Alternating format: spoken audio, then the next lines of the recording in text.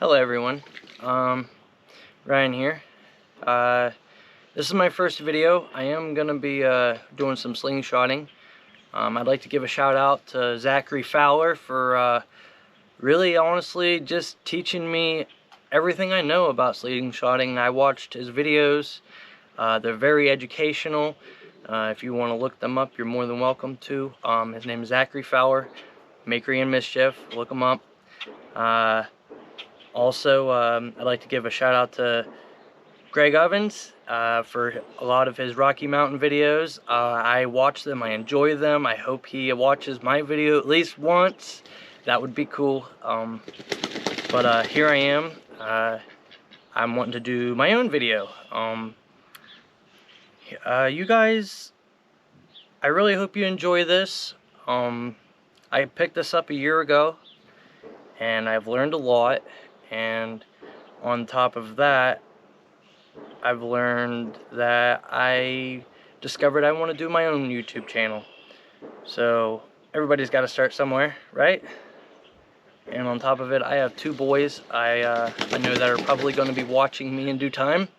So I want to make this content as knowledgeable and, I would have to say, exciting and fun and all the good stuff. So here we go. I just wanted to show you guys, I do make my own bands. I have some 1mm purple and royal blue nylon string. Just a couple of my slingshot making band tools. You got a mat, you got your slingshot band roll here. It's 0.7. You could use 0.65. That's right around the hunting thickness for rubber bands whenever you want to use them on your slingshot. But other than that, let's get some of these bands cut. I have my piece of slingshot rubber band cut off from my roll. I have 13.5 inches right here because I take a 1/4 inch whenever I put it into my slingshot, and I also take a 1/4 inch whenever I put my pouch on. So I have to put an extra 1/2 inch onto my active inches. But so far, this is what I have. What I do is I go over here and I mark each side all the way up, both sides. So then all I have to do is just take my ruler and continue cutting them. Basically what I have here, you can see I have my marks on each end, and I have them tapered from 7/8 to 1/2 inch. So here we go.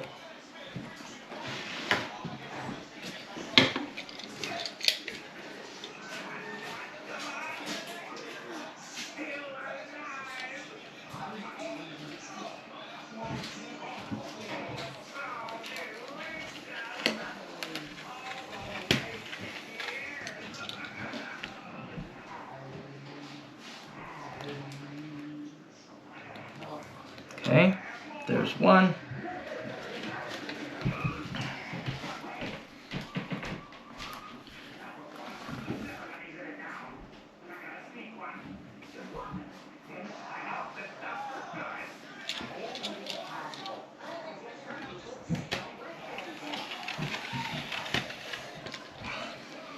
There's two.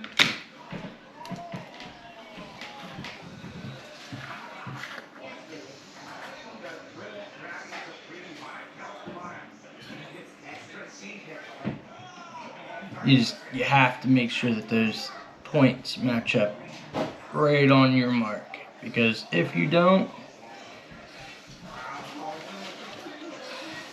your bands won't be the same. So you have to make sure that, and make sure you're using this ruler to guide your blade,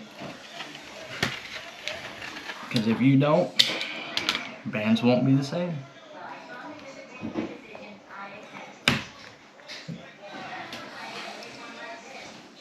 I mess up every once in a while, it happens, but like anything else, practice makes perfect. Okay, so you have your bands, you cut them out, you tapered them, everything you needed to do to them. Okay, I even went as far as matching every single one of these up to make sure that they were all the same. So here we go. We're gonna go with our first band set. In order to tie your bands, you can go on Amazon, buy yourself something like this, or make something different. It don't really matter, but basically it's the same thing. No matter how you do it, you have to do it this way. You get your pouch. You have your hemos, with little rubber pieces on the end of it. And if you happen to get one of these little bad boys, they actually do help you out. But they help you put your rubber bands through those small holes. Here we go. First one. Let's put it in there. I don't have a problem with putting them in the small holes, but in the beginning I did. Everybody learns their own way of doing it, and you get more comfortable as you do it.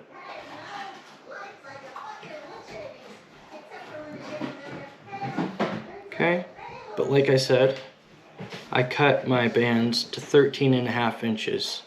So that leaves a 1/4 inch for this side and a 1/4 inch for the other side. So I have 13 active inches in my bands. Okay, so we're gonna take our little tape measure.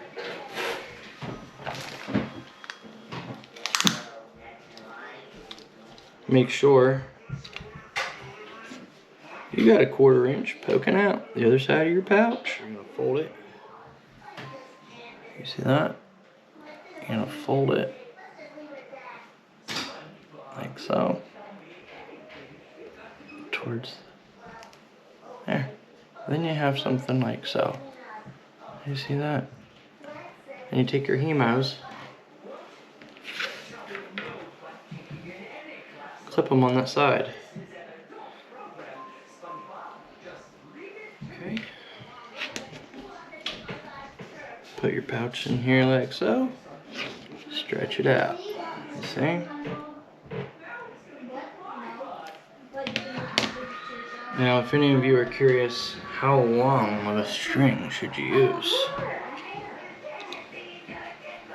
It really doesn't matter as long as you get enough on there to do the job. And in my case,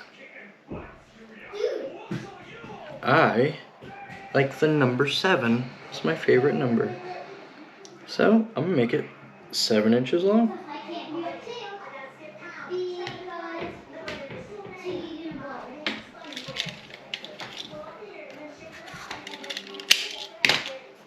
See? It's not even really a long piece of string. Just a 7-inch long piece of string. Okay, I start right at the top, laying it across. So when you tie them, you're wrapping over the whole thing at least once.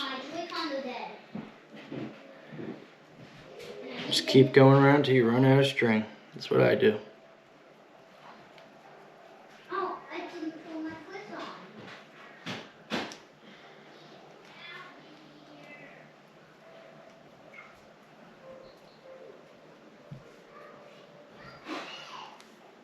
Okay, and once you get to a certain point, you don't want to keep rolling it too much, but you do want enough so you can make a tie. What are you doing? Tie it. Double knot it.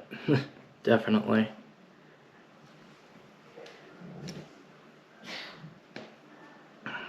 And then once you double knot it,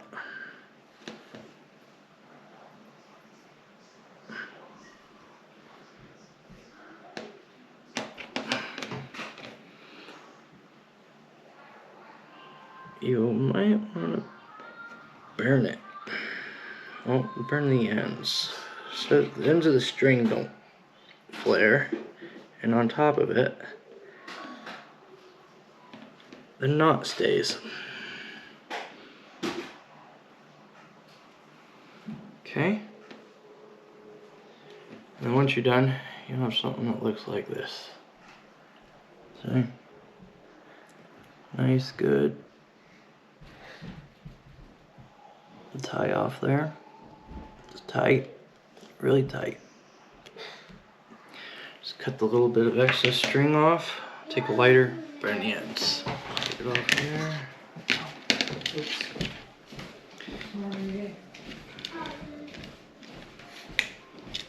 Keep forgetting What? that you have a camera on. You're fine.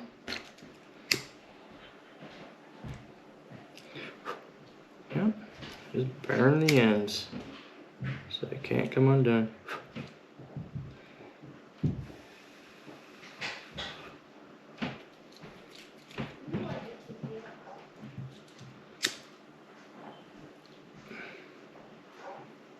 Okay. Once you did that, release it. You got yourself a good tie.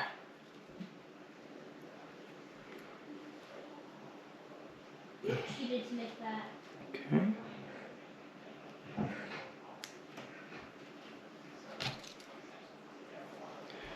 Get it to here. Just see this little piece of string. But how did you keep the water from going so low? It's my secret. You'll tell you. Look. Time. But I only need one time.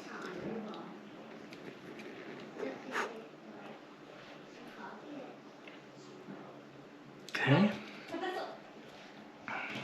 And there you go. You got a knot that is not gonna come out. Okay. Boom. Okay. After you're done making your bands, I like to line them up. See, I have them on this mark. See how they're perfectly on that mark? Go all the way down. Look at that. See that line? Runs directly through the knots. That's how I know I have a perfect band set. Don't know if you guys can 100% see me all the way there. I had to move the camera a little bit, but hopefully you guys can see me and the targets a little bit. Here we go. First one, 10-yard target.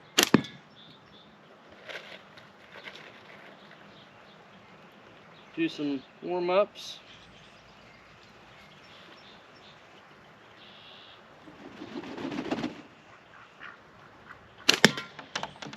Oh yeah, that felt good.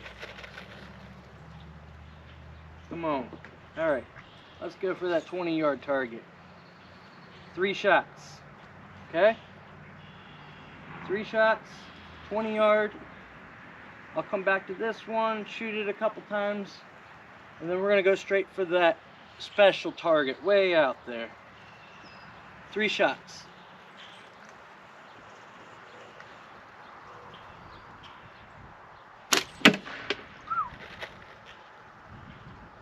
Come on. 1. I miss. Oh, it's just below it. On the right. I haven't been shooting for a couple days, but as you can see, after a few tries, it comes right back. It's like a bicycle. You never forget. All right.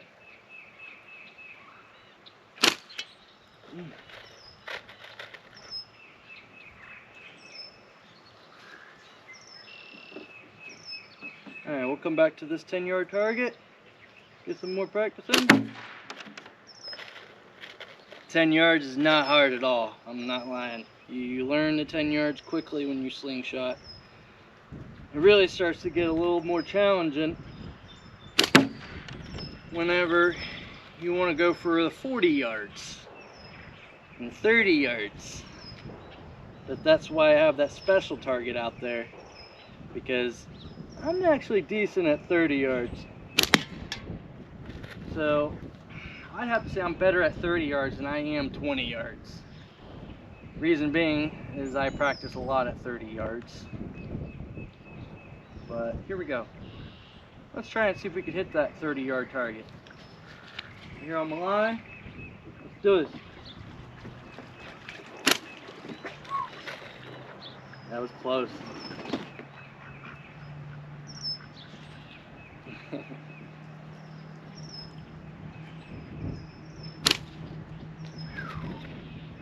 Last one was to the left, this one was to the right.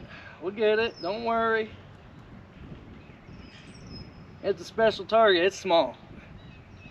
So it's not easy.